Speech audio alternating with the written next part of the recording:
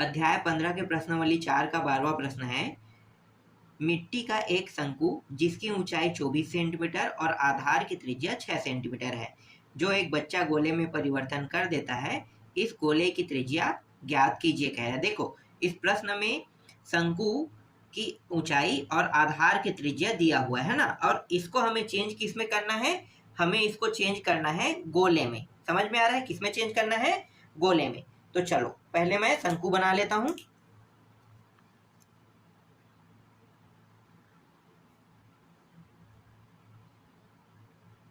इस प्रकार से हम शंकु बना लेते हैं ना। तो शंकु की ऊंचाई दिया हुआ है और त्रिज्या दिया हुआ है। देखो, ये जो है ये r है ना, यहां से यहां r है। r का मान इस प्रश्न में दिया है 6 सेंटीमीटर, और ये जो है ना यहां से यहां की दूरी जो है, इसे हम क्या कहेंगे? हम ऊंचाई कहेंगे, और ये 24 सेंटीमीटर है। ठीक है, और ये वाला जो रेखा है ये क्या कहलाता है? तिर्यक लंबाई है ना, तिर्यक लंबाई। ठीक, तिर्यक लंबाई भी कहते हैं, तिर्यक ऊंचाई भी कहते हैं। ठीक है, ऊंचाई बस कहेगा तो ये वाला रेखा जो है ऊंचाई है। याद रखना, तिर्यक ऊंचाई अलग होता है, ऊंचाई अलग होता है। ऊंचाई ये है और तिर्यक ऊंचाई हम इसे कहते हैं। समझ में आ गया? ठीक, चलो जो जो दिया है इसको यहाँ पे लिख लेते हैं। तो इस प्रश्न में दिया है मिट्टी मिट्टी मिट्टी का एक शंकु जिसकी ऊंचाई, जिसे हम f से दर्शाएंगे, 24 सेंटीमीटर दिया हुआ है। ठीक है, और त्रिज्या भी दिया हुआ है। तो इसके आधार की त्रिज्या, तो लिखो आधार की त्रिज्या। त्रिज्या को हम दर्शाते हैं r से, है ना। तो r का मान दिया हुआ है 6 सेंटीमीटर दिया हुआ है। ठीक, और इस प्रश्न में हमें निकालना क्या है? गोले की त्रिज्या। तो जो निकालना है उसको भी लिख लेते हैं। तो इसके बाद यहाँ पे हम लिख लेते हैं गोले की त्रिज्या। इसे हम बड़े आर से दर्शा देते हैं। ठीक है, और ये हमें क्या करना है? ज्ञात करना है। तो आर का मान हम ज्ञात करेंगे। तो देखो, हमारे पास शंकु का मान है ना। शंकु का मान क्या क्या दिया है? ऊंचाई दिया हुआ है और त्रिज्या दिया हुआ है। तो हम यहाँ से आयतन निकाल सकते हैं, बिल्कुल। तो हम आयतन के सूत्र लगाएंगे। आयतन के सूत्र से हम ये जो गोले की त्रिज्या है हम आसानी से निकाल सकते हैं। ठीक है, तो चलो निकालते हैं। तो एक साइड में शंकु की आयतन निकालूंगा ना, तो एक साइड में लिख लेता हूं शंकु का आयतन। ठीक है, और दूसरे साइड गोले का आयतन। देखो, शंकु का आयतन क्या होता है? 1/3 पाई और r स्क्वायर h, यही होता है। और गोले का आयतन का सूत्र क्या होता है?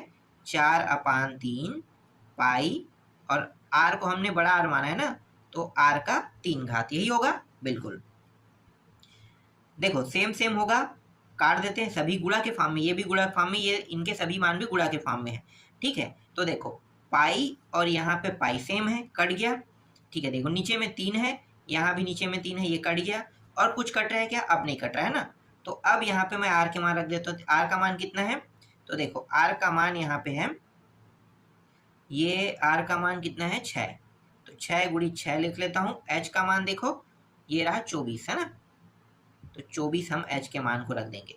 यहाँ पे बचा क्या है? 4 बचा है और r का 3 घात बचा है। ठीक है, बाकी सब तो कट गया है। तो ये 6 गुणित 6 गुणित 24, ये 4 इस साइड आके नीचे में आ जाएगा, और ये रहा r का 3 घात।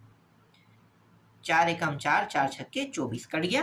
ठीक है, तो देखो 6 छक्के 36, 36 छक्के कितना होता है? 216, है ना। तो r का 3 घात, 216 को हम और कैसे लिख सकते हैं? 6 का 3 घात। देखो 6 का 3 घात, या तो हम इसी यहीं पे 216 ना लिख के 6 का 3 घात लिख सकते थे, या फिर डायरेक्ट यहाँ पे 6 का 3 घात ऐसे लिख लेते हैं। ठीक है, या r का 3 घात ऐसा, घात और घात को काट दो, 3 3 कट गया। तो यहाँ पे r का मान कितना प्राप्त हुआ? r का मान प्राप्त हुआ 6 सेंटीमीटर। ठीक है, यही क्या है? इस प्रश्न का उत्तर है। ठीक है, तो यहाँ पे लिख लो नीचे में, अतः गोले की त्रिज्या 6 सेंटीमीटर होगी। ठीक है, इस तरीके से आपका 12वां प्रश्न कंप्लीट हो गया। चलो अगला प्रश्न देखते हैं। इसके बाद 13वां प्रश्न देखो। 13वां प्रश्न क्या है?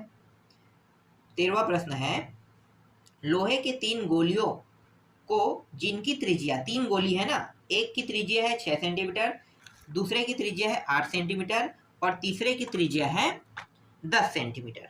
ठीक है, 8 सेंटीमीटर, एक मिनट, 6 सेंटीमीटर, 8 सेंटीमीटर और 10 सेंटीमीटर दिया हुआ है, को पिघलाकर एक बड़ा ठोस गोला बनाया जाता है। बनाए गए नए गोले की त्रिज्या ज्ञात कीजिए। तो बनाए गए नए गोले की त्रिज्या हमें ज्ञात करना। ठीक है, तो चलो जो दिया है उसको हम यहाँ पे लिख लेते हैं। तो प्रश्न में क्या दिया है? लोहे की गोली दिया हुआ है ना, तो लोहे की 3 गोलियों की त्रिज्या। ठीक है, 3 गोलियों की त्रिज्या दिया हुआ है। अब इस त्रिज्या को हम कैसे लिखेंगे? देखो 3 गोली है तो हम हर को तो आर नहीं लिख सकते, तो हम पहले को R1 मानेंगे। ठीक है, R1 का मान 6 सेंटीमीटर, दूसरे को हम R2 मानेंगे, R2 का मान 8 सेंटीमीटर और तीसरे को हम R3 मानेंगे, R3 का मान 10 सेंटीमीटर इस प्रश्न में दिया हुआ है। मतलब 3 गोली है, पहले गोली को 6 सेंटीमीटर, दूसरे गोली को 8 सेंटीमीटर और तीसरे गोली को हम 10 सेंटीमीटर मानेंगे। ठीक है, अब क्या करेंगे इस प्रश्न में? प्रश्न में हमें इन्हें पिघला करना, जो बड़ा गोला बनाएंगे उसकी त्रिज्या निकालना है, तो उसको हम मान लेते हैं। तो माना नए बनाए गए गोले की त्रिज्या। ठीक है, नए बनाए गए गोले की त्रिज्या को हम बड़ा आर मान लेते हैं। ठीक है, क्या मान लेंगे? बड़ा आर। तो हमने मान लिया, बड़ा आर मान लिया। ठीक, चलो अब आगे हल करते हैं। हमारे पास सभी गोले की त्रिज्या है, तो अगर हमारे पास सभी गोले की त्रिज्या है तो हम आसानी से आयतन निकाल सकते हैं। बिल्कुल, तो देखो करेंगे क्या, एक साइड में हम नए बनाए गए गोले की त्रिज्या को रखेंगे और दूसरे साइड में जो 3 गोलियां है ना, 3 गोलियां, इनको हमें इनके आयतनों को रख कर क्या करना है? जोड़ देना है। ठीक है, तो यहाँ पे लिखो नए गोले का आयतन, और दूसरे साइड में क्या करेंगे? 3 गोलियों का आयतन। ठीक है, 3 गोलियों का आयतन और एक साइड में नए गोले का आयतन। तो नए गोले का आयतन क्या रहेगा भाई? 4/3 पाई और बड़ा आर यहाँ पे मानेंगे, है ना। और 3 गोलियों का आयतन, तो पहले गोली का आयतन क्या है? 4/3 पाई आर का 3 घात, है ना, R1 रहेगा, याद रखना। ठीक है, और दूसरे में क्या करेंगे? 4/3 पाई R2 का 3 घात। ठीक है, फिर 4/3 पाई आर का 3 घात और ये 3 रहेगा, है ना। इस प्रकार से देखो कॉमन क्या है? कॉमन जो है उसको हमें क्या करना है? निकाल देना है। ठीक है, तो देखो इसमें कॉमन क्या है? 4/3 पाई, 4/3 पाई, 4/3 पाई सभी में क्या है? कॉमन है। तो 4/3 पाई ये रहा कॉमन है, R1 का 3 घात प्लस R2 का 3 घात प्लस R3 का 3 घात। ठीक है, इस तरीके से। तो देखो एक मिनट, यहाँ पे मैं 3 भूल गया था ना। अब देखो दोनों साइड में देखो, ये देखो यहाँ पे क्या है? ये गुणा के फॉर्म में, अगर मैं इसको इस साइड ले जाऊंगा तो ये भाग करेगा, डेफिनेटली भाग करेगा। तो मैं यहीं से इन दोनों को काट देता हूँ। ठीक है, यहीं से मैंने काट दिया। बचा क्या? बचा है हमारे पास R3, है ना, मतलब R का 3 घात बस बचा है, बड़ा R का।